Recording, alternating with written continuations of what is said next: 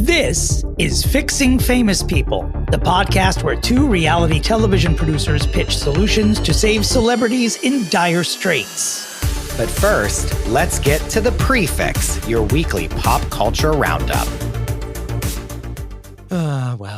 I mean, it was so hard deciding what to put first because so many bonkers things have happened. Just out of respect, I don't even have a joke at the top. Am I cutting you off here? Are you about to do a reveal?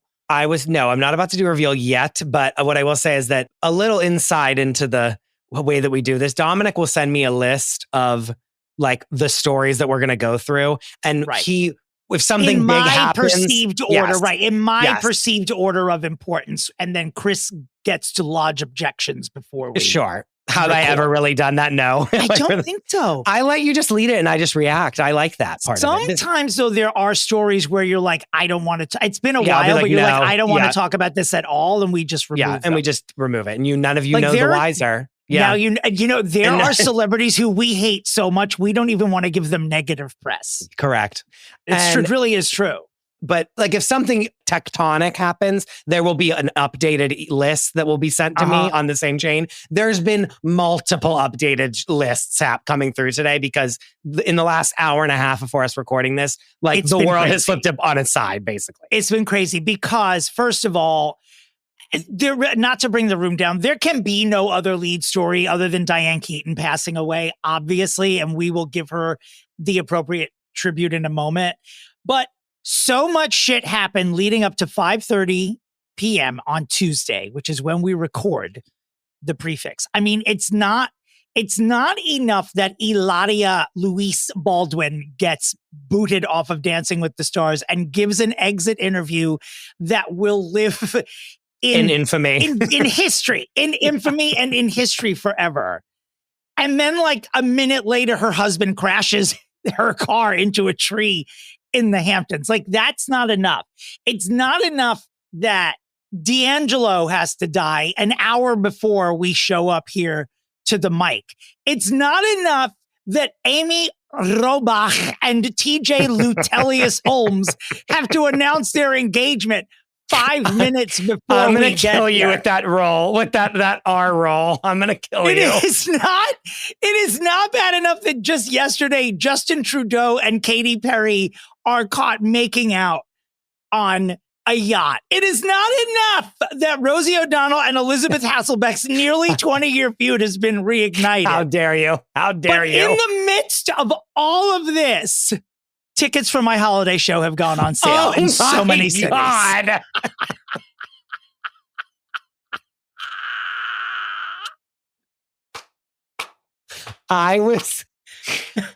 Every single one of like my cannons was going up and up and up and up, ready to defend Britney Spears. And then you just say that to me.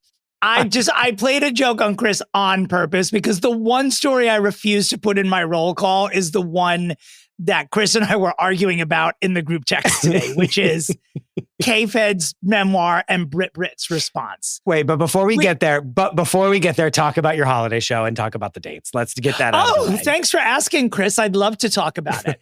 After way too much time and hemming and hawing, tickets to most of the performances of Dom We Now Are Gay Apparel, my annual holiday show, are on sale today. If you go to my website or to my link tree on my Instagram, you will see which 2 or 3 cities will be available in a couple of days. But I am thrilled to be doing 13 performances in 12 different cities, starting in Seattle on November 30th, and then moving to San Francisco, Palm Springs, Los Angeles, Nashville, Atlanta, DC, New York City, 2 nights in Chicago. Chicago's sort of like Klistner Central. Chicago is a hub, not just for airlines, but for our podcast as well. Goodbye. And then, did I say DC already? But there's DC, there's Boston. And then, in keeping with 2025's Clinternational spirit of fixing famous people, I will be performing in Toronto for the first time on December 21st. And that is the last That's the last date of the, shall we say, North American leg of this extravaganza. And then where are you going? And then to London, England on December 28th. And I've not performed in London it's been quite a while. And I'm like super duper excited about all these. I've upgraded a lot of these venues and it's going to be fun. Now, the real reveals will be at what cities will Carmen, Christopher, Louise, Michael, San Diego, DeRosa, where will she be going? No, truly. Speaking of, did you see J-Lo in that red Carmen Sandiego outfit that was I can't. Absolutely insane, and she looked fucking great in it. I wish I could emulate that. She looked great. And you know what was great about her popping up? She's shooting a new Netflix series called The Last Mrs. Parrish. She was literally on stage a minute ago introducing Clit of the Spider-Woman, and she doesn't even wait one shift before switching jobs. She's booked and blessed. And, we talk a lot of shit about her, but God bless. I have not seen. I'm back on her side. I've not seen it yet. I still haven't seen it. But everyone I know whose opinion I respect, I should say, has seen it and loved it. Slam.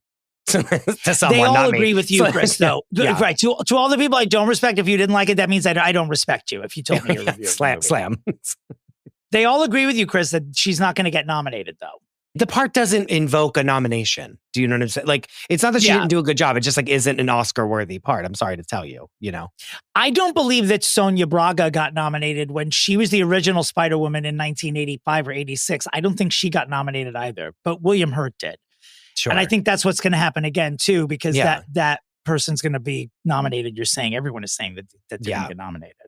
I am crunching my numbers on my end and seeing what our corporate credit card can handle as far as my flights to your holiday shows. But I'm trying to go West Coast this year because I feel like I gave the Eastern Seaboard a lot of love last year, and I feel like very little overhead, Christopher. You should. I know. You should take advantage. That's what I'm saying. So I'm figuring out, because then you also can do that too. And then we're good. Well, now we're just doing a finance meeting here, but we are having a live finance meeting. I feel like LA and Palm Springs is calling my name is all I'm going to say. I love that.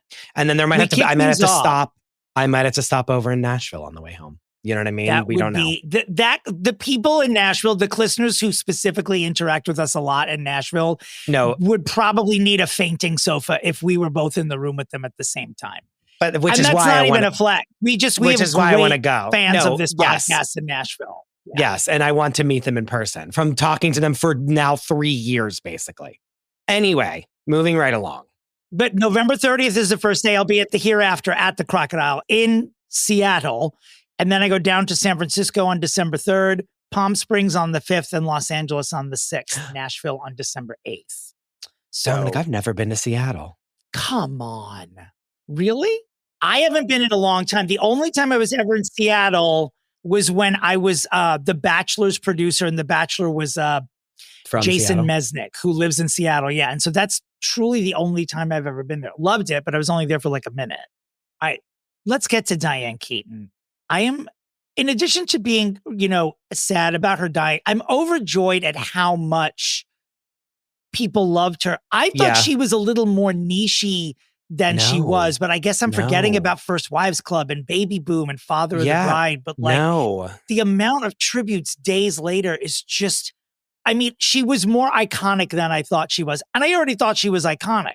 This is our biggest loss yet. Since this podcast has started, this is our biggest loss, period. Do you agree? You're making me want to pull up the death list. I'm going to go for top 5 because I don't want people coming at us with torches, but certainly this is a behemoth. This is tectonic in tectonic. Scope.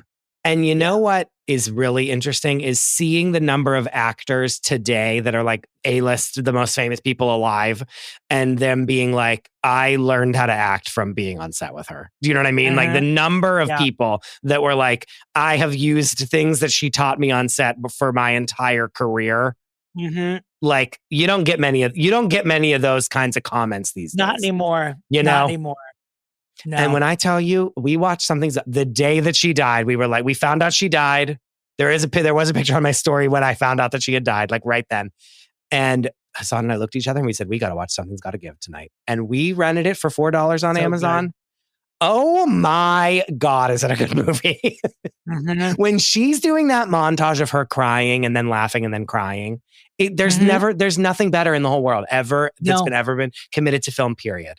That movie in general too is so like, it makes you love the Hamptons because it gives you a slice of the Hamptons that's so pleasant it doesn't actually exist. No offense, Hamptons, but it ain't that fucking homey. It's more stress than that. There's no Alec Baldwin swerving through lanes and crashing his car into a tree. or as I like to call, pulling a Karen Huger. They even give you a version of Paris that's almost doesn't exist. When she's there at the end, it's sort of like with Kia. It's just she's just oh perfect. My God! You know, when you go back and you look at Keanu Reeves in the 90s, holy shit! Oh yeah, because we watched The Matrix like a couple years ago because Hassan had never like seen it all the way through. And we watched The Matrix and I was like, "There's not a hotter person alive." Like he was. I like remember it coming out in like 2000 and being like, I'm in love with this person. You know what I mean? Like his gorgeous. Skin in The Matrix is a goals for everyone. Every person alive. Everyone alive.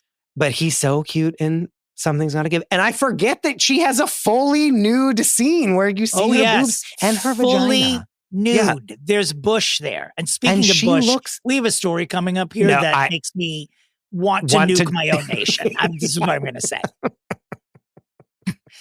Do you think Diane Keaton is pissed that so far in her obituary, she's masturbated to Keanu Reeves and now talked about Merkins, basically, is the story coming up? I think Diane Keaton would love that. No, she would. She would be like, I have this. She'd be like, I don't need to buy this at a store. Anyway, but in P.S., in that nude scene of her, body be banging. Sorry to tell you. Oh, you know, she'll great. When she gets that turtleneck cut off of her in the throes of passion, like, body be banging. Mm-hmm. And oh my God, was Jack Nicholson so disgusting? Can we talk about that of him being like, can we talk about that of him being like this hotshot, like older guy that's supposed to be like kind of a Casanova and he's like fat, bloated, and gross.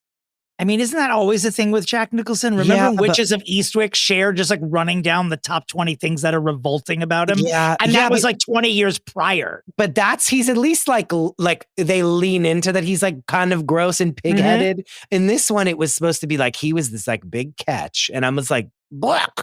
Anyway. That's always his thing too, now that I think about it. Even in terms of endearment, that was the thing. When he was the astronaut next door having sex with Shirley MacLaine, it was like, why are you, he treated her badly. And she was like, what's the appeal? Should I watch that tonight? I'm like going back there. Well, Diane Keaton's not in that though. But no, I know, but like that Shirley's going to be another big one because she's like 1 billion years old too. That realm is like what I'm leaning into. You know what I mean? Right now, like the rewatch. So like good. I want to watch like Indecent Proposal. Do you know what I mean? Or like do it. Terms of endearment, you can't go wrong. Give my daughter the shot.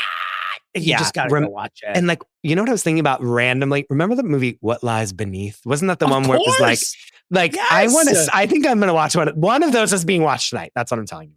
It was that Michelle Pfeiffer and Harrison Ford, right? Yes. What Lies Beneath? Yeah. Oh, yes. So and remember, it's like, who are you going to tell? And it like goes through the shadow and she's like, your wife, right? That's right. Mm-hmm. Mm-hmm. Yeah.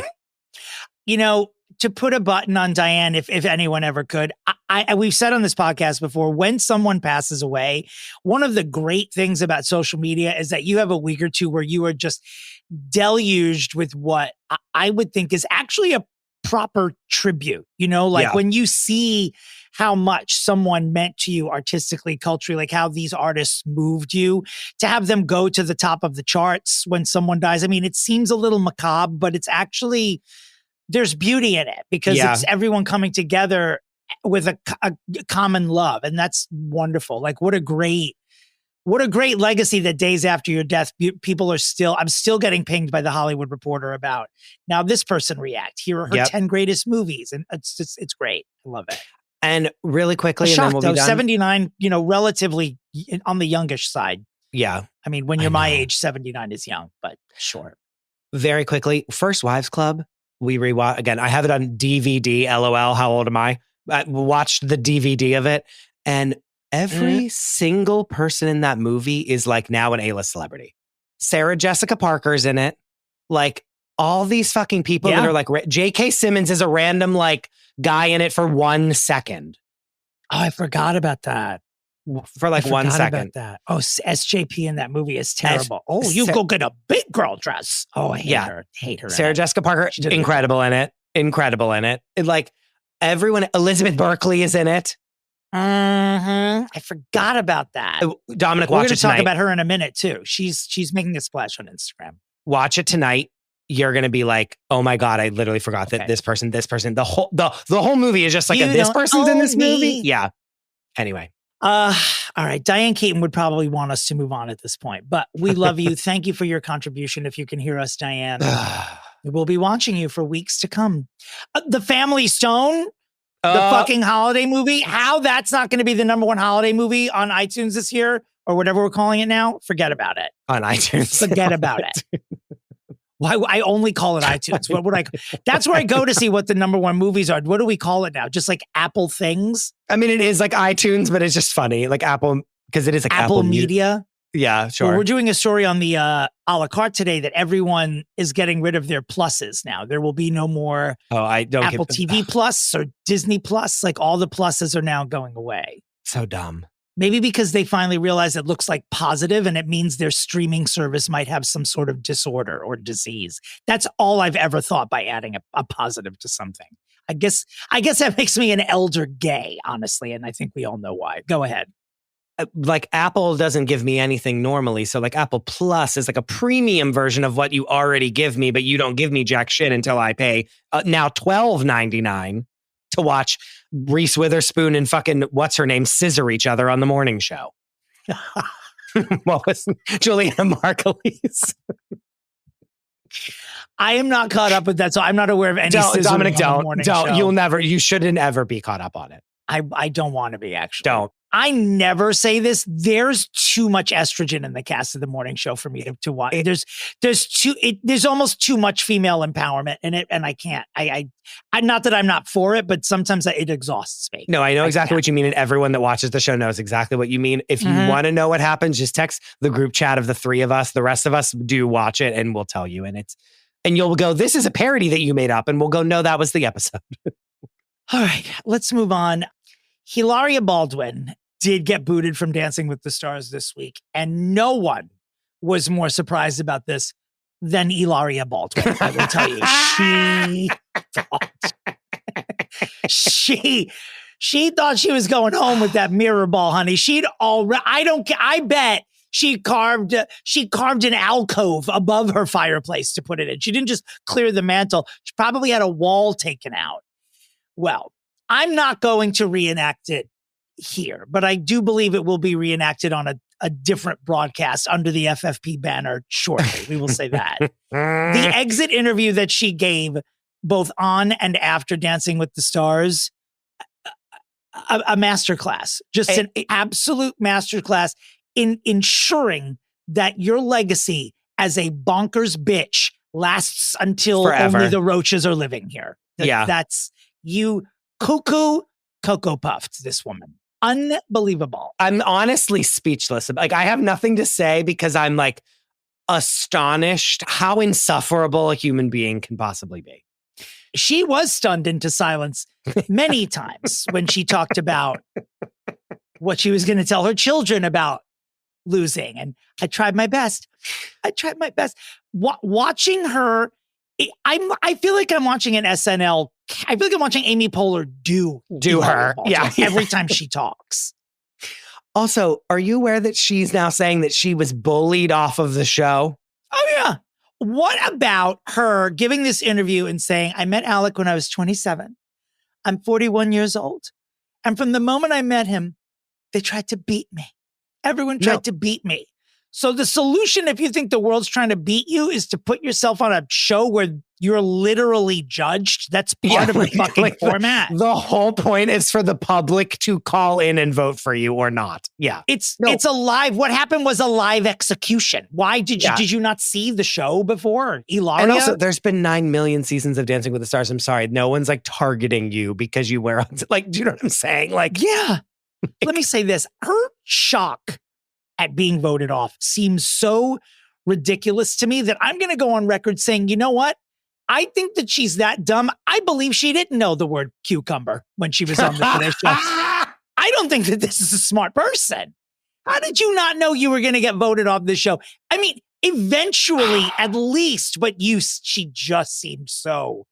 And the emotion behind it. I mean, the show's been on for a very long time. And I want to say that that's one of the top 3 most emotional departures ever. A lot of it happened in the interview room after, but she was like. Wait, P.S. They're dressed as like Hans or like Obi-Wan Kenobi, right? Is that what it was? I don't know. She had a headband on. Star Wars night? I'm sure it had to have been, right? Like, and she's dressed promised, as like, I didn't watch a lick of it. I only watched the interviews. Me either. But like, she's like sexy R2-D2 and he's like Obi-Wan Kenobi, right? Like, and so first of all, to be in that outfit is rough. And then they're in that weird room.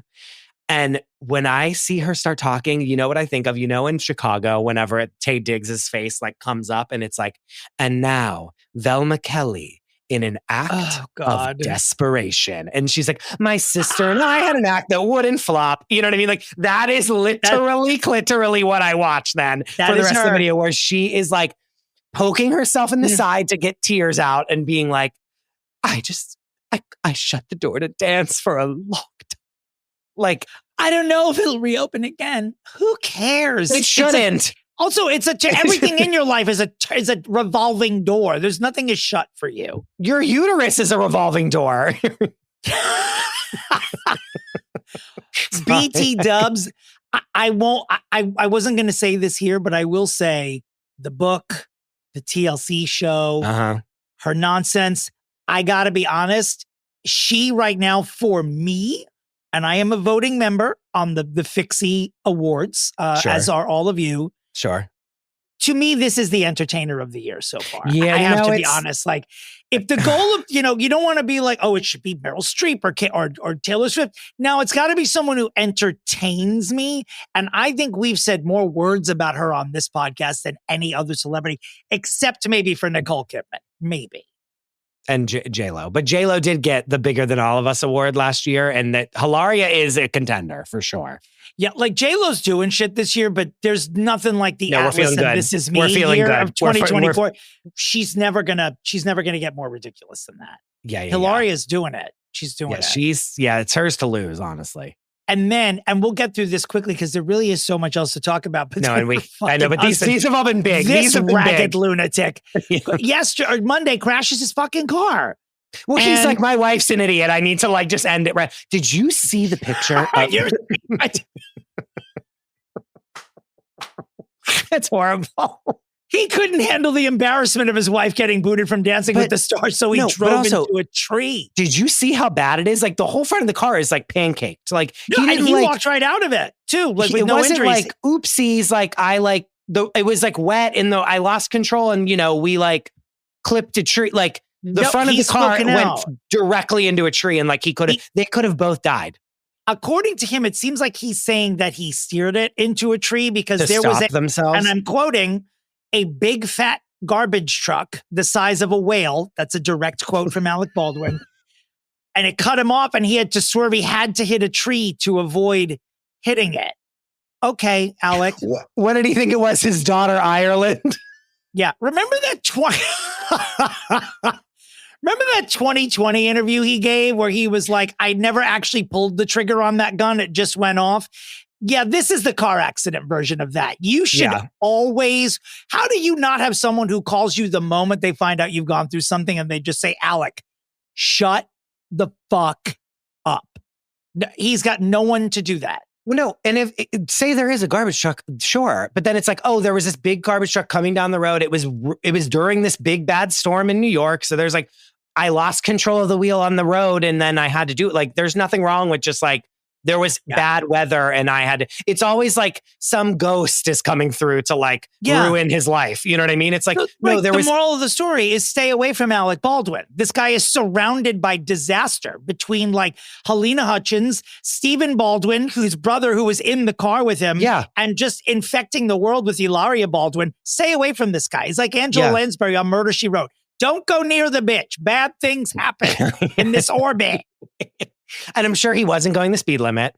God only knows how fast he was. No one does in the Hamptons. He went to the Justin Timberlake school of fucking Hamptons driving. Where's that officer that like wouldn't let him off the hook? He needs to get in there. Remember, like he was like the officer of the year or whatever his name was. We need to find out his name because he needs an award this year. I need to give him an award. He gave Justin Timberlake Lyme disease. That's what we're hearing. That he was the one when he wrote. If there's these two men are going to hell Pre-Fixe, it's this one right here. Oh my word. You know who's not going to hell? There's one for you. D'Angelo. What the frick? 51 really sad years old. Pancreatic cancer, I believe. Ugh. And by the way, I just heard this on 1010 Wins as I was showering before the Pre-Fixe. I did not know that at one point D'Angelo and Angie Stone, who also passed away this year, they have a kid together. I do not know how old this child is, but I don't think I knew that they were together. That's but how so very sad sad that they've both passed away. Yeah, I know. Yes, not that it makes it any better because you're losing a parent is terrible, but he is 28 years old. So it's not like it's a child young enough that has to be in the care of someone, but to lose your parents in a year, woo. It's so sad. His name's Michael Archer Jr. He's also known as Suevo Twain. Suevo, we are sending our good vibes to you and our love. We're very sorry about your losses. But D'Angelo was, again, like by the time this podcast airs, there will be many more tributes coming out because this just happened before we recorded, but like a pioneer, truly, like an absolute pioneer. There are people coming online saying that he changed music. I don't know his catalog from top to bottom enough to say that that's true. I just remember him being hot and funky as hell and just a good time, like every time he performed. And the music was always great. And I knew that he had the respect of his peers. Terrible. I mean, you remember that video? You weren't even alive then when this video, the video of him just being naked. And it was just one shot of him naked from like the pubis up and the camera just moving around him while he just sang this 4-minute song. I don't know if what was it called? Do you know? That's what you need to watch tonight when I'm watching Terms of Endearment. Not Terms of Endearment or What Lies Beneath. Only one of us will have a boner this evening, and it will be you. It's like a legendary video. Sure. Like legendary. Rest in peace, D'Angelo. And now we're going to move on. So someone who I'm very happy is not dead is Dolly Louise Parton, who a little bit after we taped last week, Dolly's sister went on social media and overreacted, apparently. Right. She's just like, Dolly is at death's door. Dolly had to release a video the following day, and she's like, y'all calm down now. She looked good. I don't look bad, do I? Like, her accent is so interesting. I know. It really is. Like, you forget what she actually sounds like when she talks until you hear it, and then you're like, what a weird accent she has. I bet when she wakes up in the morning, she had a British accent. Yeah. It's just British. Who has my wigs? But she's okay. She did release a video. Her husband, Carl, died 6 months ago. So obviously, they were together for 50 plus years. Yeah, a bajillion closer years. to 60. Yes. And she didn't, she looked like Dolly. She looked like a thinner, frailer version of Dolly, but she still looked good. She didn't look like she was at death's door. She just looked like any 80-year-old person who's been through some shit. Better than that, actually. So she's still going to be around for a while. So just keep it to Dolly. We can't. I'm going to have some procedures, but nothing big. Like, I just love the way she talks. Like, I could just watch her talk all day. She'll be fine. I need her and Cher put in a glass case. Speaking of Cher, gelato salesperson Cher was in New York City this week. She showed up with the gelato truck. She went to the Faina roller rink and did. Hassan was there. Chris's partner was there, saw Cher in the flesh. She was there with Alex, her boyfriend, and they look very much in love. He was like, she looks so good. He's like, in person, you think like maybe she'll look terrifying. He's like, no. Like, he's like, when he was like, when I saw her in person, he was like shocked. And he also said the Cher Lotto was amazing. I've heard from many people. And he loves ice cream. So he would be like, this was disgusting if he wanted to. You know what I mean? Yes, we have many times rolled into Van Leeuwen wasted and after tuna melts, knowing that it's going to reappear in the morning, but eating the ice cream again anyway. Yeah. At least for me. And I can't do tequila tuna ice cream anymore, though. I've gotten off that train. No, I don't think anyone should. And so I think that, Yeah, and that's that. And so Cher was my friend Vinny, who's actually maybe the biggest Cher fan in the world, was invited by someone who works at CBS Mornings to go to the Cher Lotto truck to be interviewed, not knowing that Cher was going to show up. And I'm not sure if it aired on CBS Mornings yet, but he got to have a full and recorded conversation with Cher and Gayle King and got to say to Cher on camera, I've seen you in concert 72 times. I have several tattoos of yours. I have all of your stuff. You have all of my money. And Cher threw her head back and cracked up. It was a great moment. Oh, God. Vinny is who, for those of you who remember me seeing the picture of me holding my head in, I don't even know what it was, in worship when I was on Live with Kelly and Mark. Vinny was the one sitting next to me. Hilarious. That's sad. All right, now let's get on to the one story that I won't say it caused a fight, but at one point I did say to Christopher that he should be under a conservatorship based on his views of Britney Spears. K-Fed has crawled out of his fucking swamp to write a book. Literal, like, swamp.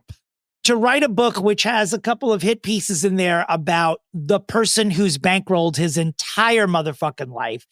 Just talking about how scary it is. He's seen her wake up in the middle of the night with a knife in her hand in the kids' rooms, seeing if they're okay, blah, blah, blah. Go ahead, Chris. And I'm not going to interrupt you. I swear. No, I'm just simply issuing a correction. It is actually not a book. It's only an audiobook. So it's basically just like a long voicemail that he recorded. Like, it's actually not going to be in print, allegedly. Interesting. Did not know that. That is new information to me. That mainly because I don't think he knows how to write. I'm sure it was ghostwritten. Can you imagine that? No, on your resume about ghostwriting for K-Fed? Of course it was. Funny. No, but Dominic and I have been fighting about it in text, and I just must show you what I'm wearing right now, Dominic, because it's a shirt that my mother bought for me without telling me and then sent to my house. And when I tell you that it arrived today and I put it on 5 minutes before we started recording this podcast, and I now will stand. Jesus, Francesca, Christ. It is a still of Britney on Instagram in that ridiculous beige foyer of hers holding a knife. And the shirt says Britney, bitch. It says it's Britney, bitch. And it's a picture of her Britney, with the knives. Like, this is the knives video. It's like a saber. It's not even a knife. It's a saber is what she's holding. It's a still and I will wear it in pride with my girl. Well, K-Fed says that all hell broke loose the moment they lifted that conservatorship. And God help me about agreeing with Kevin Louise Federline for one thing. I have been saying this all along that I thought we needed another 6 months. Ease her into it. We're aware, Dominic. We're aware that's what you. He's mad because he's like, to be enslaved. I don't have an unfettered access to her bank accounts anymore, so I'm so upset. That's why he had to write the book. Yeah. Should I do it? Fuck. How can I get a free? I don't want to give him one fucking red cent of my money, but like, can I somehow get a free version of the book so I can book? And I use the word book with the biggest air quotes that have ever existed because it's clearly not even a book. This elongated asking K-Fed for a free book. Can you imagine? All we do is take dumps on him every time. The elongated voicemail that he is publishing, and so that's what I need to do. I need to get it so I can listen to it and then destroy him. Speaking of destruction, it was only 3 years ago that former Good Morning America hosts Amy Robach and TJ Lutelius Holmes destroyed 2 marriages and their careers by having a workplace affair that got them removed from their jobs and hosting the most wine-infused podcast that has ever aired. Well, here we are now 3 years later, and right before we go to record today, it is announced that they are engaged. Good. Sure. Good. Get off the market. You know who else doesn't care? Your exes. They're clearly like, yeah, what choice did you have? Who else will fuck either of you after this? Nobody. I gotta say, I want to say something. I looked at pictures of him today. I'm no longer attracted to him. Really? Whatever it was that gave me the tingles, the vapors. Yeah, the vapors. It's not there anymore. It's not there anymore for me. Yeah. Well, there's a lot of nothing. If the murderer was hot, I'd be honest about it. Sure. I don't think he's hot anymore. We've been there before. We've been there on this show before. I just don't think he's hot anymore. I think he's lost it. And but this is the thing. When you're a host, when you're really like a host and that's your job, it's hard because you need to be propped up by something legitimate. Mm-hmm. And now that they like aren't on Good Morning America and instead they're just like doing a podcast where they like talk about how they drink 18 drinks a day. Never forget that that's what the first episode was about, is that they were both in the throes of alcoholism. That's like 13 glasses of wine a day. Right. Yeah. That's like not doing it. You know what I mean? Like there's no get up and go there. They can go. They can get up and leave. They can go. Yeah. They can fucking go. You know who else can go? Can't they be on the Traitors? Hold on. That would be great. That's a good idea to see the two of them on the Traitors. I bet everyone would vote them off just immediately right off the bat, just to get them out. They'd be like, oh, these two fucking blowhards. I would love to be a celebrity. I would love to be the first person that has the balls on that show to be like, I voted for Amy Robach. I don't know whether or not she's a traitor, but I just want this bitch out of the house. That's it. Goodbye. I know she's a lying slut. And then they put the little card up. There's no wine left with her in the house. I need Amy Robach to go. No glass of wine or married penis is safe in this castle. Get out, Amy Robach. Can they get I don't know why I say it like that. I know, it's funny though. It's cracking me up. That would be great. Like, I would love to see them on the Traitors. Yeah, it would be good. Yeah. Are you listening, Traitors? There's so many people. Most of the people that we suggest to put on that show are people that we want to see. Put through the ringer. Yeah. Not someone who would be like, oh, let's put them on. They'd win the show. They'd be great at it. To see her have her life ruined on NBC. And have her be like, verbally assaulted by the other members at that table, like at the round table. You just want to see them abused, right? That's who we suggest for that. I know. It's so bad.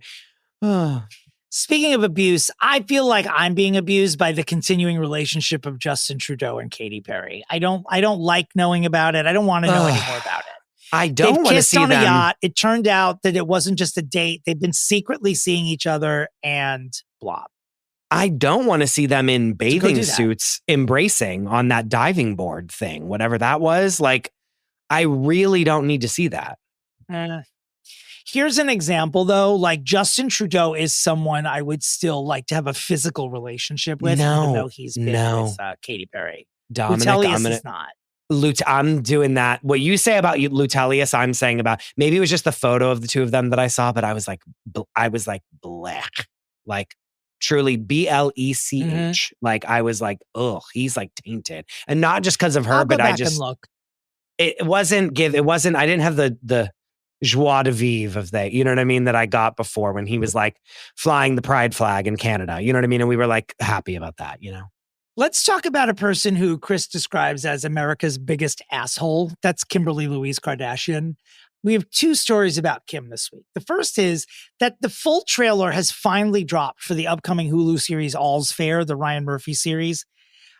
I gotta say, while I do think she's the weakest part of the trailer, of course, the show looks like absolute Dom and Chris canon. Like, I'm watching. I feel like it was like Dominic. There's Sarah Paulson, Niecy Nash Betts, Naomi Watts, Glenn fucking Close, and a cavalcade of guest stars that includes Brooke Shields, Jennifer Jason Leigh, Elizabeth Berkley. I mean, it's like Ryan Murphy. It looks to be Ryan Murphy at the peak of his abilities, like American Horror Story Coven Ryan Murphy. Yeah, is what I think we're getting here. Sure. And it looks great.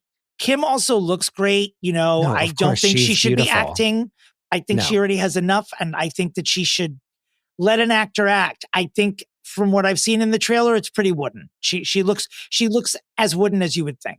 I wonder if like she's like the little draw of it, but it's really about all the other people. Do you know what I'm saying? That would like be I great. wonder. I would love that. P.S.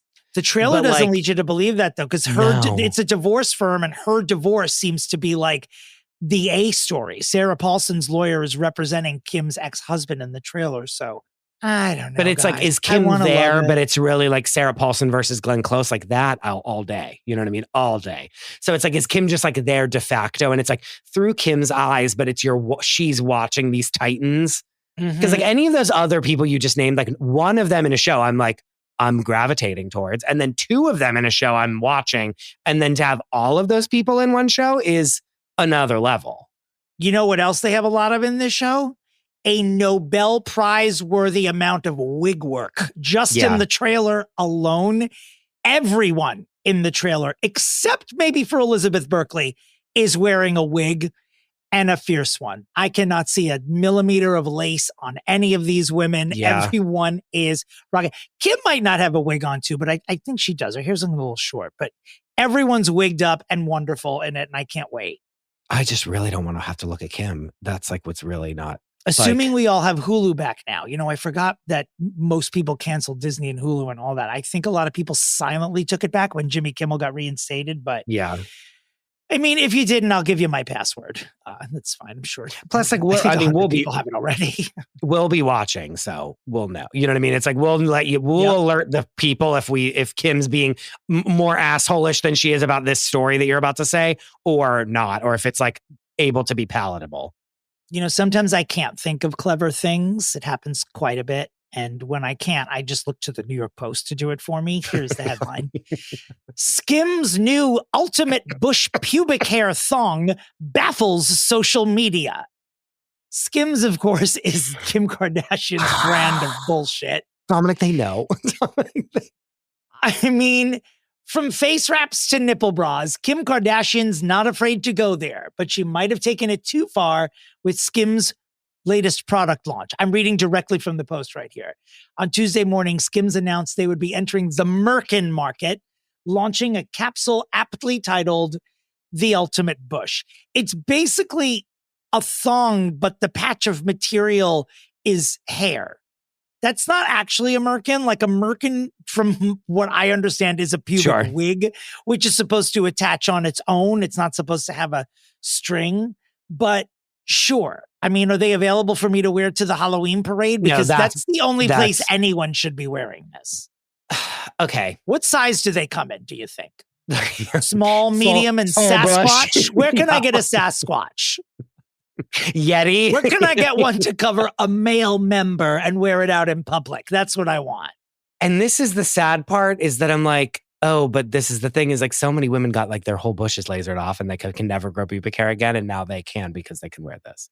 And that's like kind of smart. And I'm furious that do you know what I'm saying? Like, remember back in the day. Is that really an epidemic of people who waxed and can't grow hair back? I just remember a million years ago, one of Chelsea Handler's stand-up specials, she was like talking about getting her pubes lasered. And then she was like, and then out of nowhere, they were like, the bushes are back. And she's like, I don't have any pubes anymore because I got them all lasered off. So now now I can't do anything. And it was like very funny at the time. That is funny. And so I don't know. There's a condition, would they call that like vaginopecia or pubopecia? What would that be? The loss of pubic hair that can't come Vaginopecia. Vaginopecia. Have we invented something here? Again? God, you're welcome, America. That weird like Christmas Carol, like weird head wrap thing that she started putting out recently, like that in itself is like, does nothing and claims to do nothing. It just is like a head wrap for you to wear to like cover your cheeks. Like, I don't understand what it is. And now this is like the next level of just like being insane. Like the nipple bra was one thing, but at least I was like, okay, I like kind of understand what this is supposed to be. Sure. But like, what are we doing? Like, what are we doing? Well, she's making money. This is why I don't want her to act. I don't even mind her doing a merkin. Like, the most capitalist of capitalist things. But just, can you do that and just give another actor who would be more fierce than you a part on All's Fair? She looks stunning. Don't get me wrong. That hourglass figure, the way they're shooting her. She's beautiful. That's why she's the most. Yes, of course. I don't know. She's not an actor. She's not. Put Millen Ackerman in there. You know, put her in the Ryan Murphy. Literally anyone else in there. You know, I don't know. Lisa Kudrow as Valerie Cherish in there. That's a show. You know, put June Squibb in there. I don't give a fuck. Just get her out of there. Jesus. Yeah. Oh, God. And they're going to make us watch her. And guess what? By the end of it, I'm going to be like, she did okay. That's the worst part of this whole thing. We got to talk about one more thing we promised, but coming up on the a la carte, much more than what we thought, because we kept going on and on here. Taylor's tour is coming to television, as is a new television show based on the Magic 8 Ball. Jesus. You kill me. Run me over. Alec Baldwin, hit me with your car. An actor on Matlock has been fired for sex assault. Thankfully, he did not touch the goddess that is Kathy Bates. God. We will tell you who he's accused of Lock him up. Anyway. touching. No doubt is having a reunion residency at the Sphere in Las Vegas. Chris is shaking his head like a bobblehead. It may fall off. Goodbye. Drake has lost his lawsuit against the Universal Music Group, and Gary Turner has a tell-all. And it looks like he's the Golden Bachelor, and he's got some shit to say about looking like a villain and the true story behind his 3-month marriage to Teresa Nist. By the way, literally no one was clamoring for this. So not one I think person. Beyond the 2 lines of press release, no one's going to give a shit. We're also going to talk about Mandy Moore's face and whether or not we're allowed to talk about Mandy Moore's face. Because she showed up on a red carpet this week and no one recognized her. Are we Renee Zellwegging her? What are we doing? We talk about people's faces all the time on the show. We'll talk about it. I feel like it was a makeup mishap. I did see the picture. I feel like it's a makeup thing, but yeah. And that's it. I think the only other thing we really need to talk about today, as promised, is the Rosie O'Donnell-Elizabeth Hasselbeck feud, which has been reignited.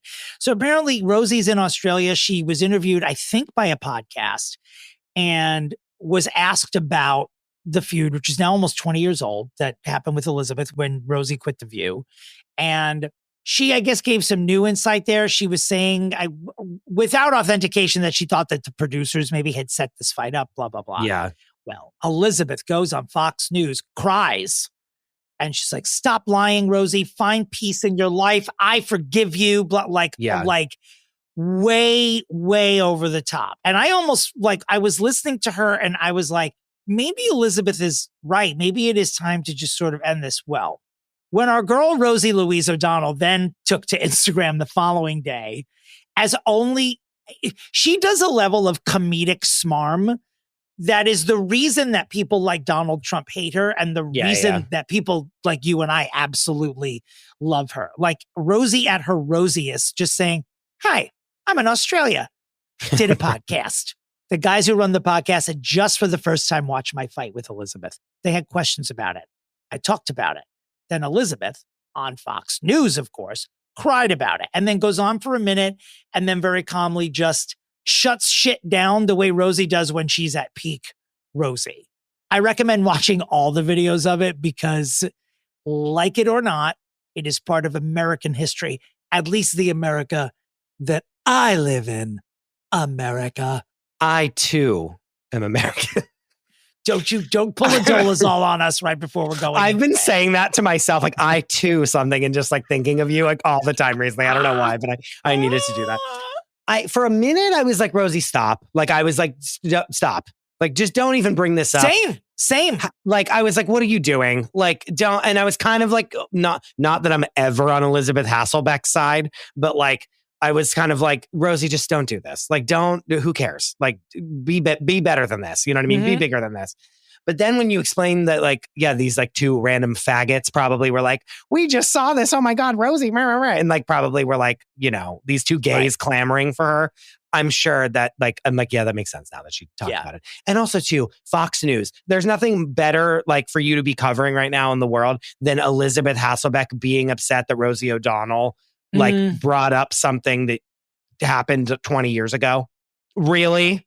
Elizabeth Hasselbeck saying like, find peace, find happiness, like through tears on Fox News is just sort of hilarious. Because speaking you don't look too happy yourself, Liz. Yeah. Speaking of, she was just happy that someone fucking said her name that day, Elizabeth Hasselbeck. And you want to talk about, and now Elizabeth Hasselbeck in an act of desperation. And then she was like, my sister and I had an act that wouldn't flop.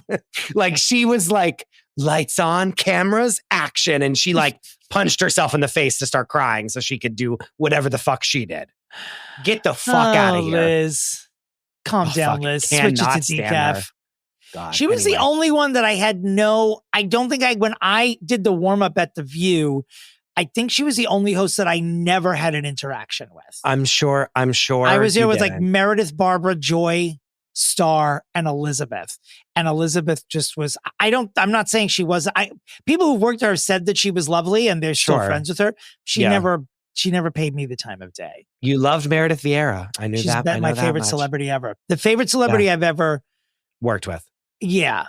well, I shouldn't say that because Ricky Lake's probably that person, but I think Meredith, but I also like was with Ricky every day. Meredith was someone who I got to like just bask in her light for a little bit. Sure. Today we are fixing, depending on where you're from, Camila Cabello or Camila Cabello.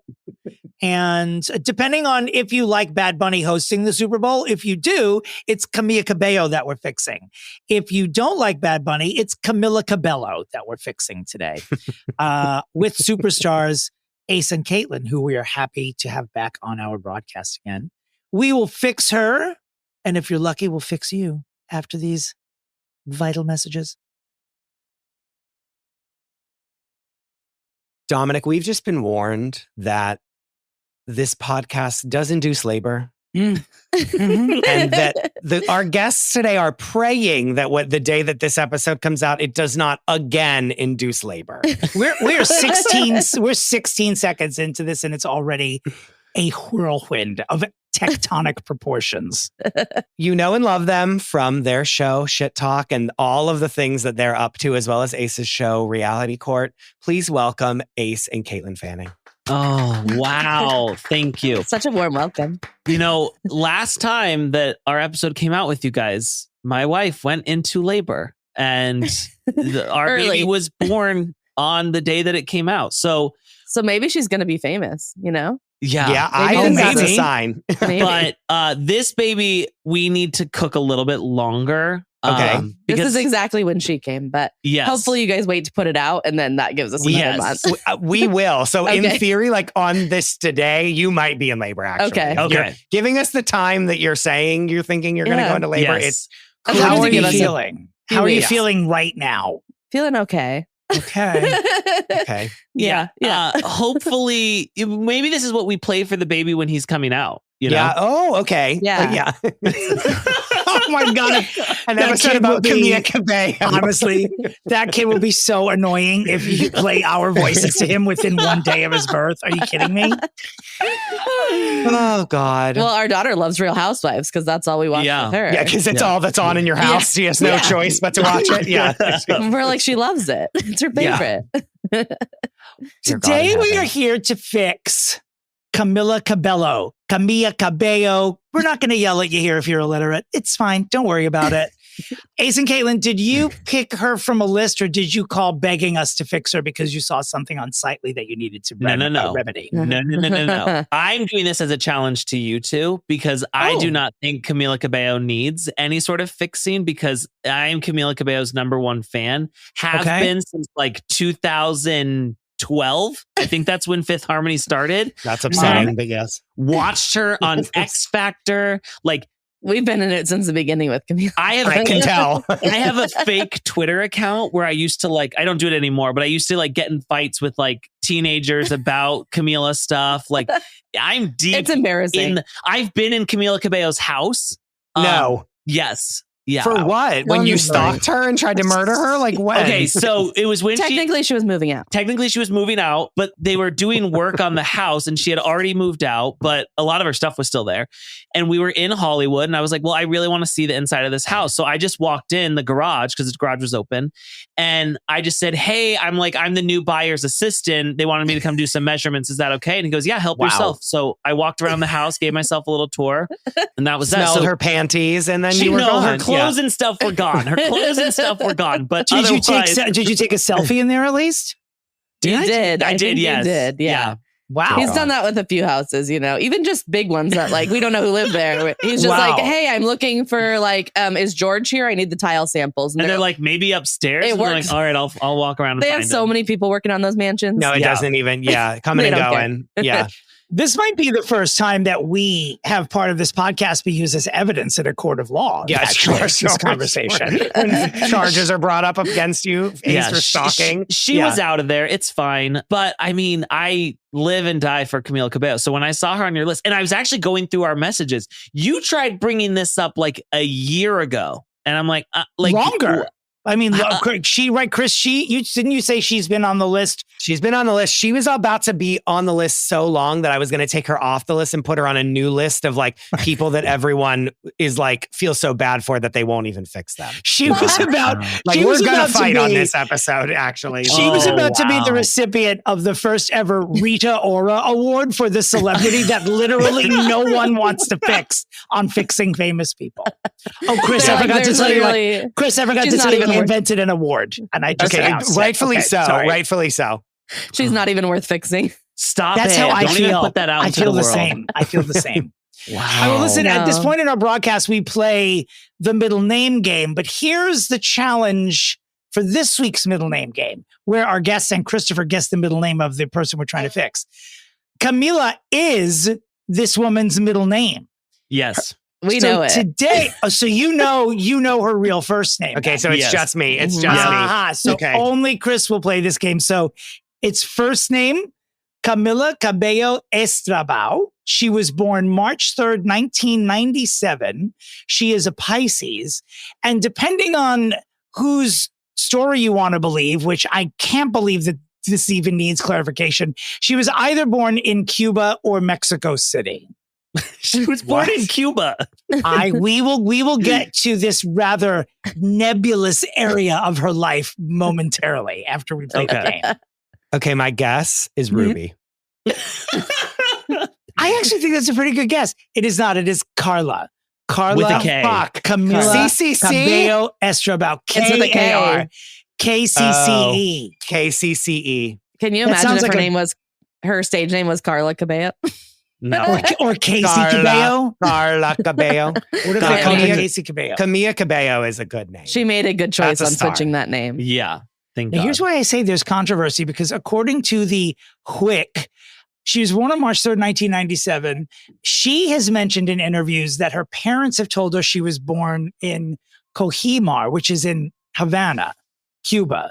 But there are records issued in Mexico a few days after her birthday that indicate she was born in Benito Juarez, Mexico City. What? Oh, that's so strange. Why would that be? Maybe because Camila Cabello is a robot and the government needs to get their fucking stories straight. Maybe that's why.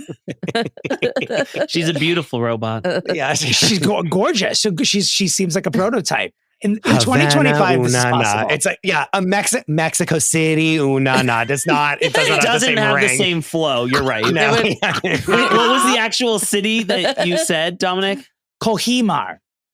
Cojimar, na. That's fun. I like that. But we don't know. Like Cojimar is not like at the ready for like the average, American top 40 listener. Yeah. Havana's working a lot better. Like Havana, She better hope those records are right. One of the most streamed songs in history, just so you know, just putting that out there. Really, Havana? Yes.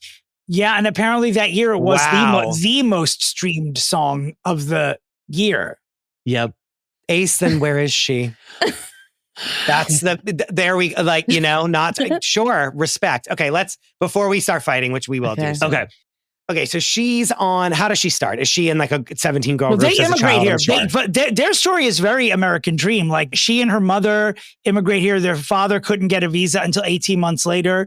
They crossed the border, took a bus to Mexico. Her mom was an architect in Mexico, but here did not have a job like that. Eventually was able to get that job here. And then Camila became a pop star actively. Like they pursued, she wasn't discovered at a drinking fountain like Lana Turner, but she wanted to be a singer and her family came here and did it. I mean, they really are a success story.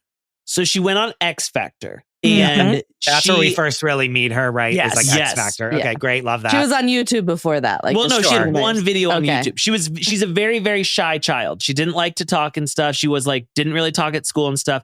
But for her birthday, she said, "Can you please take me to the X Factor auditions?" They took her. She went. She didn't get the opportunity to sing. So when Simon was going backstage, I'll just give you her quick autobiography. No, I'm listening. When he's going backstage, she's like, "Simon, please, let me sing. And he actually let her sing. She came on, she sang Respect by Aretha Franklin, but they couldn't get it cleared by the show. So we didn't get to see the actual audition. Then she gets cut with a couple of other girls. And then they're like, hey, come back. We want to bring you 5 girls together as a band. That is Fifth Harmony. Fifth Harmony. Yes. Which is this pre or post One Direction? This is post One Direction. Yeah, right? she was a big they're One Direction fan, which is why she wanted to do it. So Simon was already looking for a girl version of One Direction that she wanted to. Yeah, like that. She knew what she was trying to do and he knew what he was trying to do. Yes. Right. Correct. Yes. Yeah. So Simon's like, okay, none of you girls won, but you all like are the same in some way. So we're going to like put you together in a group. Right. Yeah, so they basically like before the show even like starts, like after the auditions, they are like, hey, we brought you guys to boot camp or whatever. We don't think you're good enough, but we're going to put you 5 together. You're not good enough on your own. Oh, you'll continue on in the show.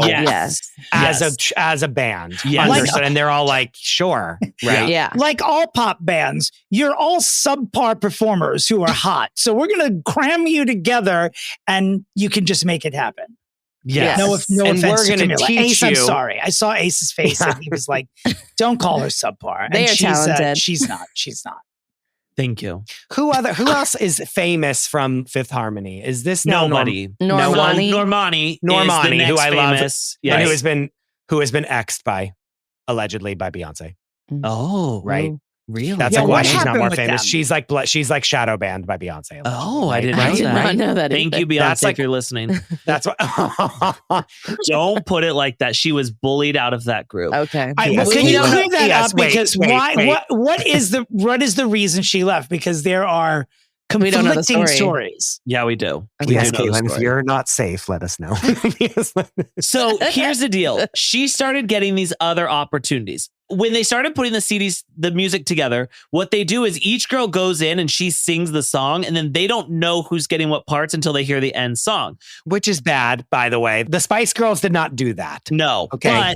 But then the songs start coming out and it's like, oh, Camila Cabello's on about like 60 to 70% of the songs, and the other girls have to split the other 30%. So it was like, she's a star. She becomes obviously. the Justin Timberlake of the group. Yes. Yeah. And then from there, she starts getting these other opportunities. She has a song come out with Shawn Mendes, I Know What You Did Last Summer, not the Senorita, which I'll give you a Good Housewives story for. Oh, good. I'm excited for that. Then she got the song with Machine Gun Kelly.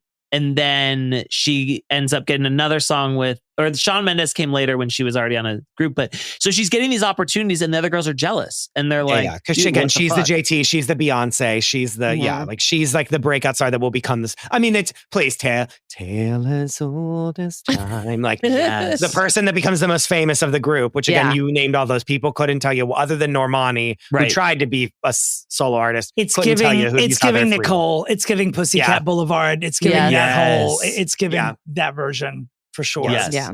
So obviously we know she then leaves the group, right? Yes.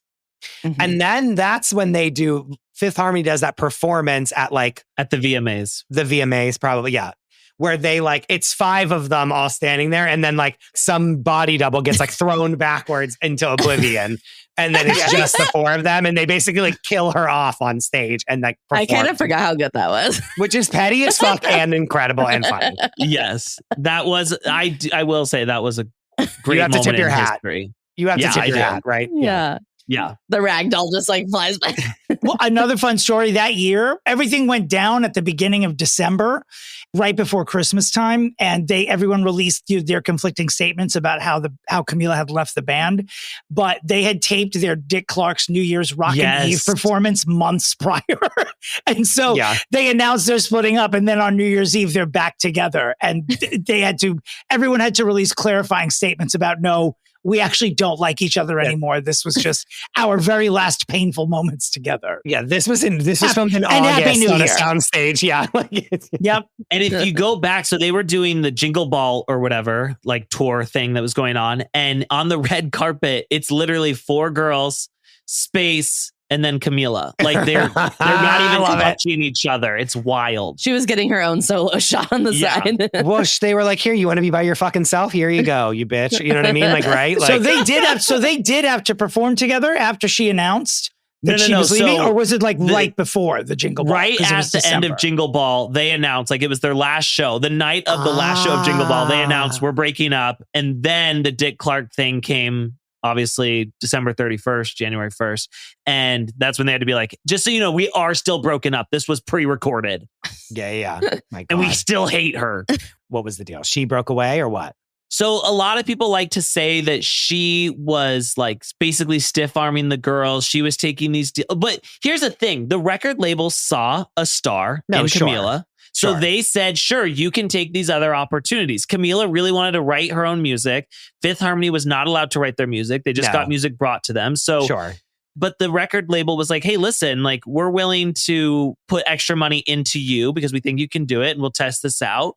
And the other girls didn't like that. So I don't know why that's Camila's fault that she's talented and everyone loves her, you know? Honestly, it was a good move to leave. They weren't going anywhere. Right. No. Yes. No, they had their couple good songs, and that was then they were like, what scraps can we, what can we recycle for parts here? And it's Camila Cabello, right? Yes. Yes. We are the generation of the girl groups, are we not? Like, yes. Like we were the ones that like and NSYNC and Backstreet Boys and all that. Like we were there for them. Like I feel like nowadays they're not so much. It's like more K-pop is the girl group stuff. Yes. Yeah. So it's like they really had no chance. Do you agree? No. But I feel like we're having a resurgence with that building the band because I'm following all those bands now. Oh no! When we watch, remember the show that what was it with Cat's Eye? Pop Star Academy. Yes. I'm like obsessed with every single one of them. And I'm like, people think I'm a fucking pedophile probably from like, because I'm like following these like 17-year-old girls, like disgusting. And I'm like, I love you. You're so pretty. Like, and I followed your journey. Yeah, it's like horrific. Yeah. I'm like, they're like, okay, you fucking molester. Yeah. Like, I'm like, I know the choreography. They're like, you're 35, you fucking piece of shit. Yeah. Like, you 35-year-old faggot piece of shit. Like, get the fuck out of here. Anyway. So then Camila, what are her first songs? So her first song that comes out is a song. It's called Ain't No Crying in the Club. Oh, brother. Hey. Brother. But she also did a song at the same time called I Have Questions, which was much more like dramatic and stuff. But the Crying in the Club was written by Sia, and she didn't. It played on the radio. It played on the radio, but she just like, this isn't me still. Like, I want to write my own music. I Have Questions was her own music, but Crying in the Club was not. So then they were like, all right, let's go back to the drawing board. Then she comes out with her whole first album and fucking blows up. Like, everyone was like, holy shit, like, you're Is that incredible. Havana Unana? Was that on the first album? No. Yes. I think it was. No, that was her Yes. second album, I think. Her first big song back was, let's see, I'm gonna know. But then I feel like she blew up even more when she did more with Shawn Mendes. Oh, right? Never Well, Be then- the Same. Never be the same. You don't know that song? No. Oh my god. Oh. Rings yes, zero bells Yes, to me. you do. You do know. So her first album, her debut album was Camila, right? Oh, yeah, do this. Okay. yeah. I'm sorry, your renditions of it was not.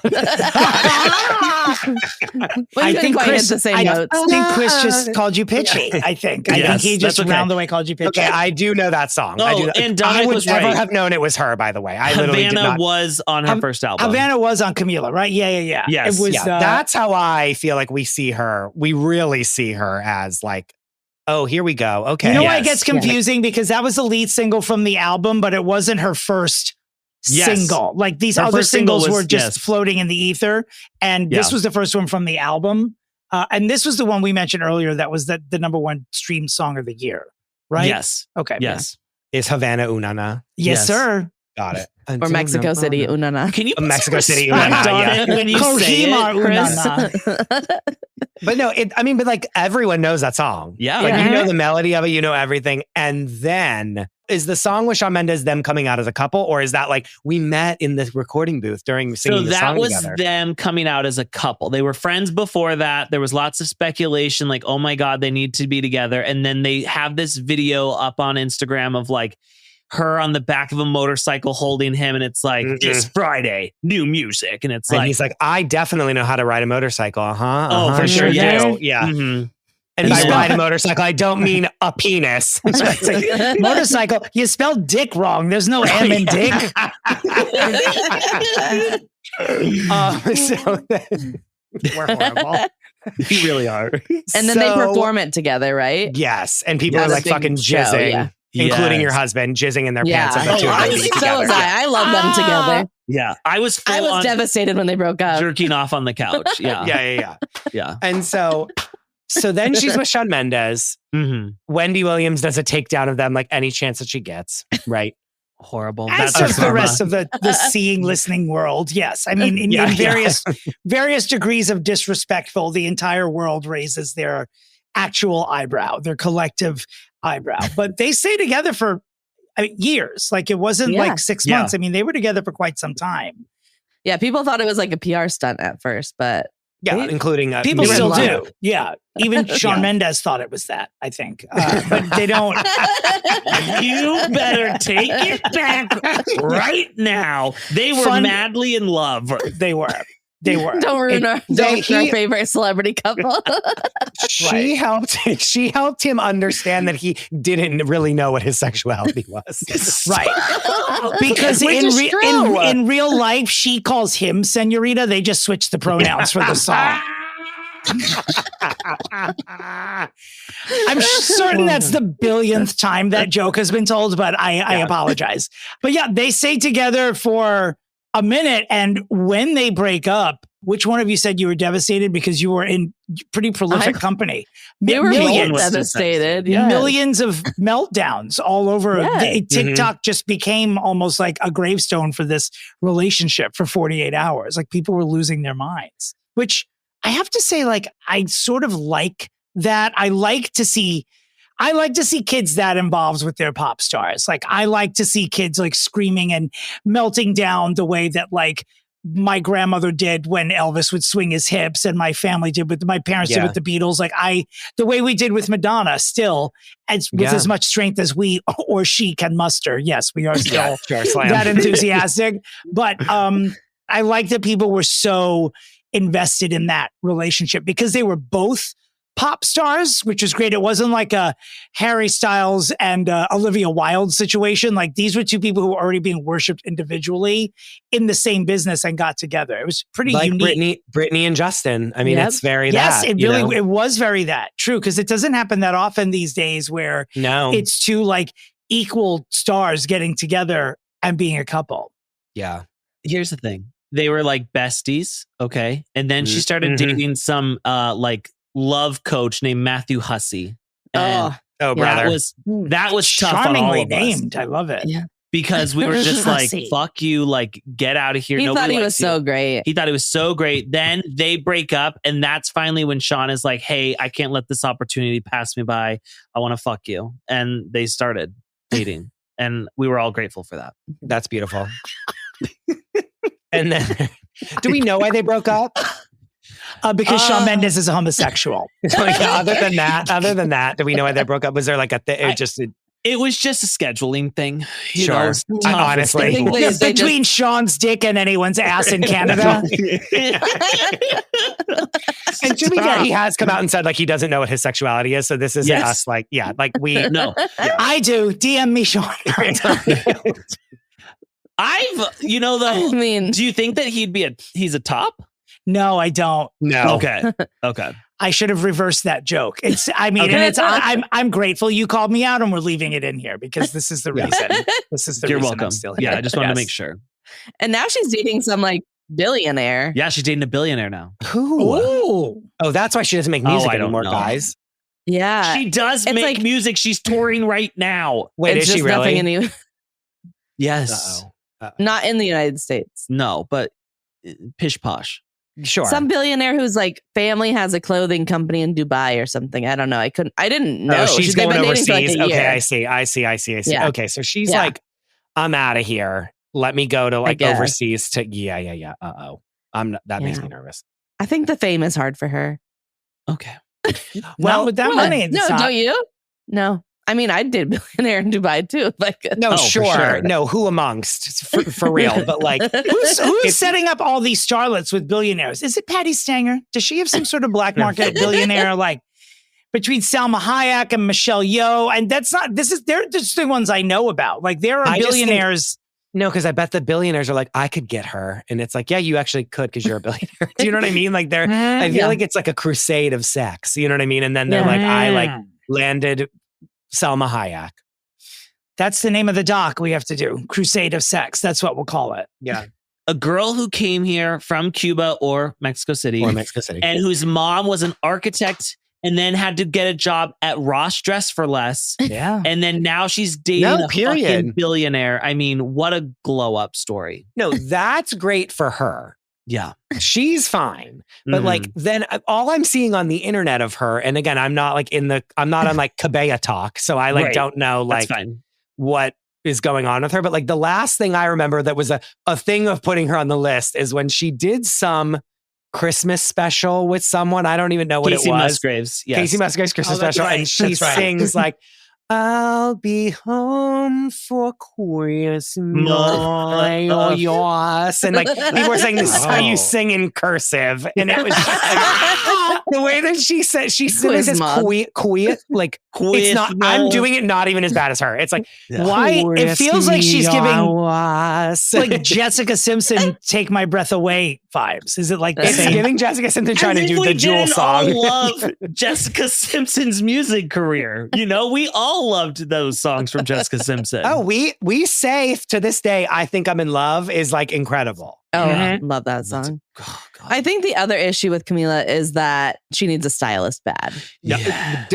Within an inch of her. Yes. She has Demi Lovato disease. Yes. Yes. Which Demi has been cured from, according to what I've been seeing on the internet recently for the She first time looks ever. good, yeah. Happy Marriage agrees with her for sure. Yeah. Like she's peaking right now. She's in a good moment. Like Camila's always like out in like Uggs and like a weird outfit that doesn't go together. Like she is terrible. She doesn't, she doesn't need to care, guys, because she's like, I'm a billionaire now. I don't give a fuck. Yeah. I woke up to billionaire dick. This is a word I learned from Project Runway, Chris, but it looks like she's always trying to do avant-garde. Yeah, sure. But it's not. It's like Ross avant-garde. No. And you don't do avant-garde to like go do your grocery shopping. You know what I mean? It's like avant-garde is for like when you're on a runway or at a movie premiere, not like just like to get a bag of lettuce. Yeah. Yes. It's not good. And I do love her, but that is something she needs help. Yeah. Okay, but you're saying she has music. But again, like, I don't know. Again, when I said, I don't know that song and you played one single bar of it, I was like, oh yeah, I know that song. The whole thing. Yeah. Like, I couldn't say, can I say that for didn't she have a song with Ed Sheeran that was really good? Oh yes. yeah. With that's a good song. South of the Border. Yes. Right? No, there was one that was like, I thought after Cinderella, she was going to like skyrocket into the stratosphere and it just didn't. no. It didn't happen. And it wasn't bad. I wasn't in love with it. Like I wouldn't watch it again, but she was good in it, but just didn't launch her the way that I think we thought it would. Cinderella got fucked though by COVID because they shot the first part of it, like a lot of it before COVID. And then the rest of it had to get shot like post COVID. And that just delayed everything. And people were waiting for it forever. And then it lost its steam, like, come on.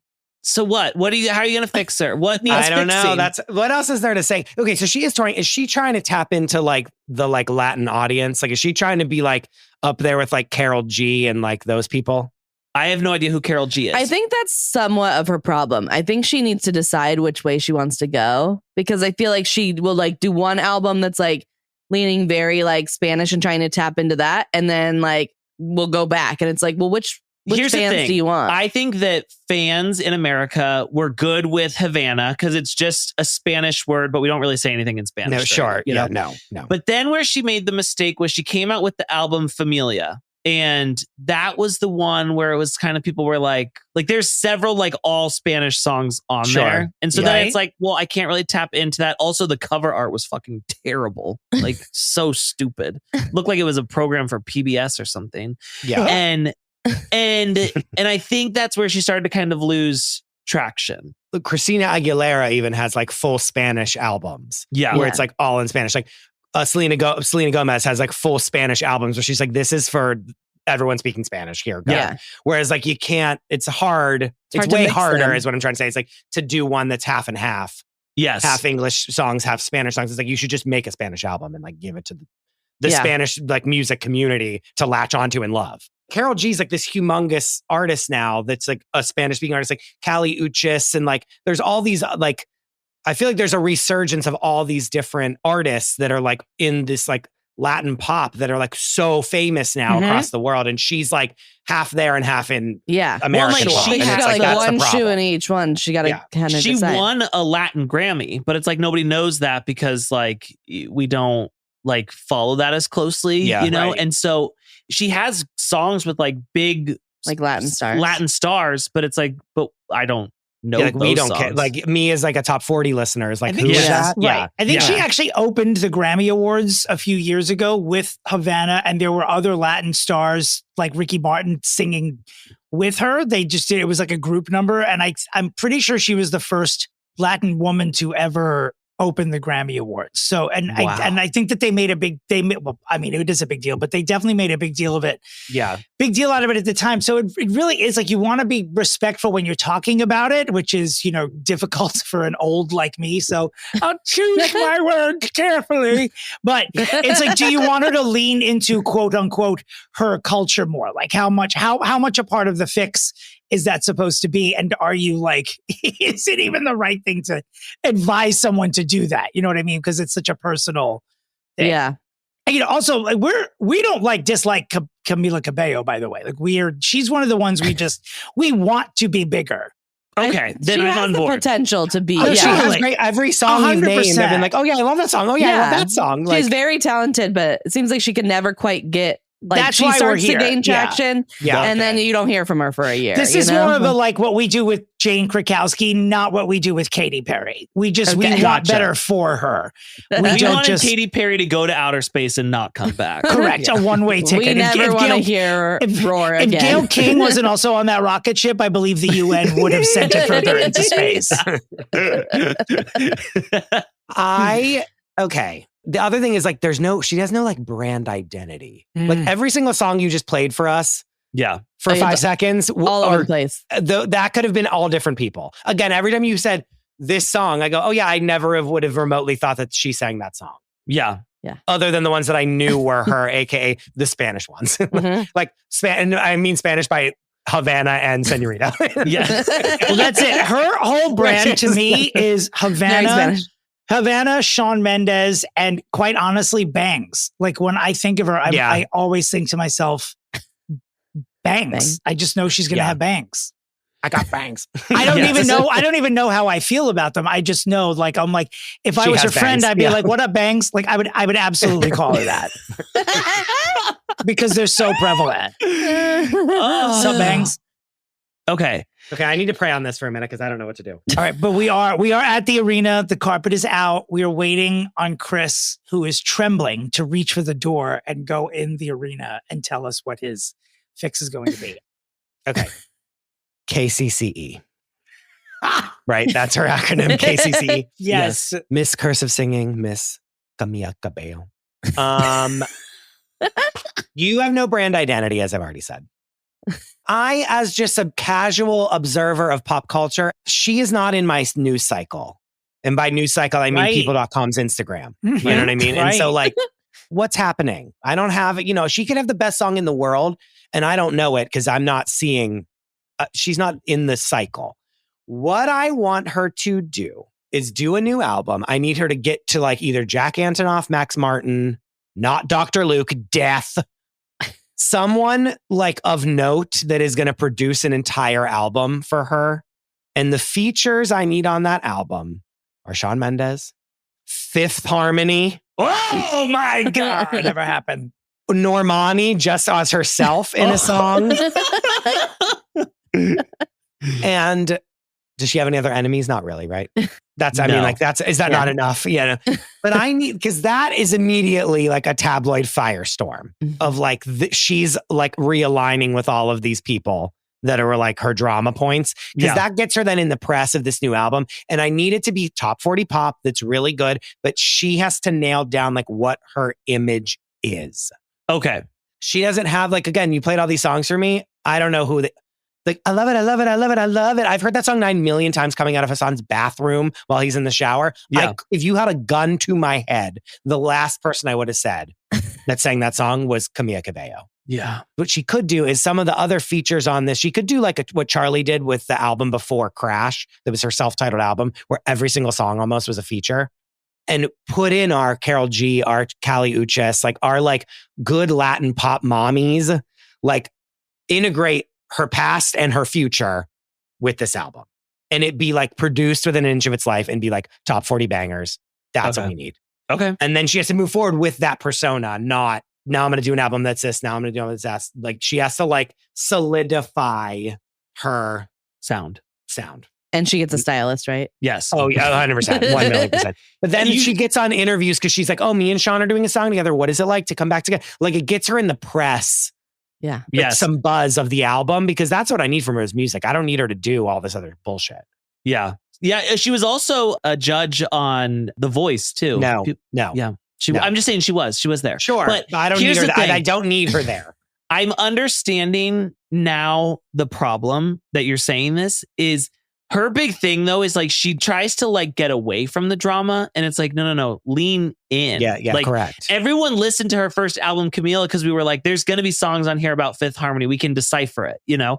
Yeah. What if instead of having Shawn Mendes on the album she does a song called like Boyfriend or My Boyfriend's Boyfriend, and in the video there's a Shawn lookalike. And I'm not into. No, I'm not clicking you want on the that. real deal. I'm not clicking on that. You are, as we very well know. Yes, but obviously. I'm not. Oh, okay. Like, what do I care? But if it's them together in a song, then you're into it. What's that? Oh my God, Senorita was a great song. What would this song be? Okay, I like it. Hermosa. That's my pitch. Okay. I like that. Dominic. I do. Well, I think that she needs to push it further and actually start dating Jonathan Van Ness publicly. I think that if you could sell us Shawn Mendes, that let's challenge ourselves. Let's really go for it. Harvey Fierstein maybe could be here. We'll do the trilogy. I want a sex tape with Billy Porter. I could literally sit here for an hour and go through all this. Okay, so here's what I think. Because she really was like right when she was like at her peakest, like opening for Taylor, singing Havana, doing all this. She was in that 5. Like there's always 5 people you go to. Like right now it's like, you know, Sabrina and Chapel. Like there's always like 5 particularly pop star women whose names are on the tip of your tongue. And hers was that way for years. It was definitely like 2 or 3 years. And the drop off, it seemed like was pretty severe. And I do second what you said earlier, Ace, because I was looking at her resume on Wiki, and things did just fall off in the middle of COVID. Like she was just one of the artists that didn't. Some people worked all the way through and became stars. She just was not one of them. Her output wasn't enough. It didn't capture anyone's attention. So she just needs to do something buzzworthy to get in there. A stylist, I mean, notwithstanding, this is like we've got to back away from the bang is what we need to do. Like we need it's time for a more mature look. And I think that she could do a bunch of smaller clubs is what I think she should do. Because if we want to establish her as like an actual vocalist, I think that's the best way for her to sort of sustain. Because that's sort of like people who can actually sing are coming back now in pop music, and we're moving away from autotune and we're moving toward like actual vocals. I think she could definitely fall in that category and do a bunch of unannounced pop-up dates where she does new music or releases new singles. Maybe she duets with people in different cities, but she can sort of Banksy herself and people will find out about it the next day that she was at a club in Brooklyn or in Austin. And she should do like 10 or 12 of those just to get people talking. Like a little bit like what Lana does, but more, more of it, like she should just make an autumn about it. Like for 3 months, that's her tour. And that's her way of like easing back into an album and a tour and doing what quote unquote regular pop stars do. But she needs to do something to sort of break away. And if she wants to identify as a vocalist, because doesn't seem like she's doing much acting anymore.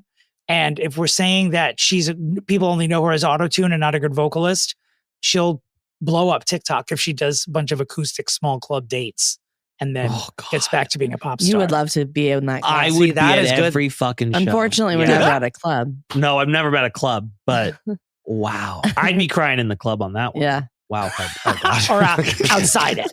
Right. Okay. Here's the thing. I think you both bring great, very strong points to the table. I think that my question for you, Dominic, is can we get back to being in the top 5, or is she out of that? Like, once we do this route, are we just kind of like, we have to settle that you're not in the top 40, you're not the top 5 girlies? Like, where do we go after we're at the clubs? Let me ask Chat GPT. No, I'm joking. This is to answer your question.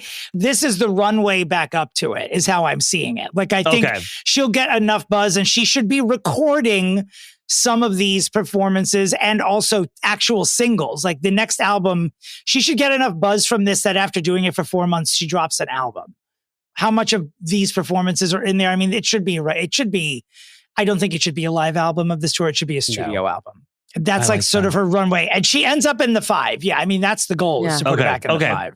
Okay. I like that. I think too, while she's doing those shows, she drops lots of info about like just conversating with the audience. Like, when I was with Fifth Harmony, we had this moment where they started beating the shit out of me. And we're like, what? And then that gets picked up, that gets picked up. Like, it's like, holy shit. Like, can you believe this? I just thought I was in this little intimate audience. I didn't know it was going to end up on TMZ. Yeah. Does she write a book about the fallout from Fifth Harmony? Or does she talk about how upsetting it was to see her, like, mannequin of her get blown back on that stage? Yeah.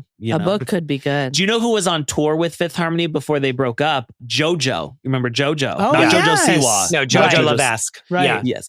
And she said that later on they asked her about her tour with them, and she's like, it was tense. It was very tense behind the scenes. Like, these girls fucking hated each other. So that was interesting. But I would love a tell-all. Whoever wants to do it. Please, dear God. I mean, we're calling it Disharmony, obviously, right? Will be the name of the book. Absolutely. Are there any other titles on the list? No. No. Okay. Dominic, I think you and I, we team up together. We make this happen. Oh, this is like Shark Tank now. I love this. Okay. I'm willing to offer you $100,000 for 20% stake in this comeback of Camila Cabello. I also feel like we need to work on educating the public, because also I think she struggled too, because people are like, an award show, they're like, and next up, Camila Cabello. And it's like, no. Like, we have to get the brand recognition with the name. Yeah. We have to understand. Everybody pronounces her name differently. Every single person. It's like, it's Camila Cabello. We got to get that down. And so I really think that, Dominic, you have, I don't know if I agree about the sex tape with all the different gay celebrities, but beside that, I'm on board with this. I feel like we could go somewhere. I appreciate your endorsement. Do you think you agree? I think it's good, but I think I'm going to have to side with Chris on this one. I think that we need a stalemate. We need her with her enemies. I mean, can you imagine Camila back with Fifth Harmony for a song? Fuck, I mean, that is true. Camila with Sean for a song. I mean, the fans would go crazy. I'd be wet. If she needs to get back in the public eye, this is how to do it. Wow. My bussy would be leaking. Not Bussy. Oh, wow, Jesus not we have the to Bussy. go. Okay, we have to go.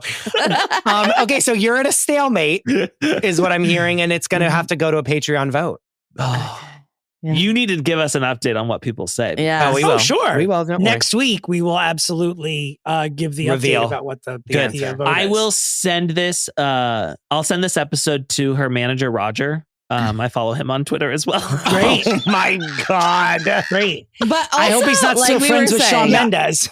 I hope where you admit that you were in her house. Yeah. Okay, great. That'll be maybe I leave that part out. No, I was going to say, though, to your point about her not being on your news feed. I mean, Ace is a huge fan. He's got this Twitter, and I was the one who said she's been dating this billionaire for almost a year, and you didn't even know. Yeah. You know? No, she's not out there. You're right. Even She's for not people who out are there. following her, you don't know what's happening in her life. Keeps being private. Yeah. Which is fine, but then, like, why do you make music then? Yeah. You know what I mean? Then- like, you can, like, live off your royalties for the rest of your life. Like, why are you making, you know what I mean? Yeah, just quit already then. No, we need more. Okay. No, but she wants to do it, I'm sure. Yeah. Yes. Wow. Wow. This has been a very unique Whirlwind. Absolutely. Whirlwind. Absolutely. Fanning family, where can we find you? Where can people do? Thank you for being here again. What can people do to find your work if they haven't? And P.S. when you posted like that you were on our show the day that Katelyn was in labor and you didn't have a show, when I tell you that it tripled our numbers for that day. Hell yeah. At the time. And there are people that still to this day will DM me and I'll be like, how did you find us? And they're like, I listened to you on the day that Katelyn was going into labor at 9 and I've been here since. So your fans are incredible. No, I see people all the time say like, I have a new favorite show and it's Fixing Famous People. Wow. Yeah. Oh, wow. Thank People you. can find, well, hopefully today when this episode comes out, they're not going to find us at the hospital with Katelyn's hopefully legs up not in the yet. stirrups. Unless Sure. you guys don't put this out for a while. Yeah. But What would the chances be, you know? We'll tell you we'll give you the air date when we're done rolling here and you can panic privately. We don't want to Okay. put you on the Thank you. spot. you can find us at patreon.com/sisterwivestalk. We've got a podcast called Sister Wives, Love Should Be Multiplied, Not Divided. But we only do that when the show's actively airing. And God, we have Cody Brown going on Special Forces now that it's like, fuck, the Sister Wives world have finally left TLC. Like we've expanded. I didn't even ask you what your thoughts. Like I didn't even give space for We that. are so excited. They have been on television for 19 seasons. Yeah. And like Janelle's living in an apartment in a college town. Like, She's currently living in her daughter's like attic. this you know? feels like we are finally entering like their stardom for after 19 seasons. being on television since I was in college. Yes. We hope that this launches like we hope Christine is on Dancing with the Stars next. Yes. You know, Oh God, what would we give? we hope that Janelle gets a spot on Survivor. Oh, like, God. No, don't even say that. Don't even say Wow. we hope that Cody is an asshole like he truly is on the Yes. show. We can't wait to watch it, but we know this is probably a PR move and he's going to try to be nice. But Yeah. I can't wait to watch him cry. But listen, we love you guys. We and love you so We are much. grateful to be here. And Yeah, I'm thank grateful you for having us. grateful that you did not say anything too bad about Camila. Mostly just Sean. And I'm okay with that. Okay, great. I have to protect her. All right, at we the end know. of the day. And again, Katelyn, if you are in danger, let us know. Okay. Dominick, where can people find The you? website's domentary.com. The Instagram's Dominick Pupa. And Domentary is also my TikTok. Christopher, where can the listeners of our podcast find you on the World Wide Web? You can find me at the Chris DeRosa. You can find the show at Fixing Famous People, and you can find the Patreon at patreon.com/Fixing Famous People, where right now you can see one free version of every single thing we offer on Patreon for free. You don't have to sign up. If you want to hear what Whitney Houston's ghost is telling us from the beyond, you can do that right now. I wish you all well. And as always, where's Shelley? Goodbye.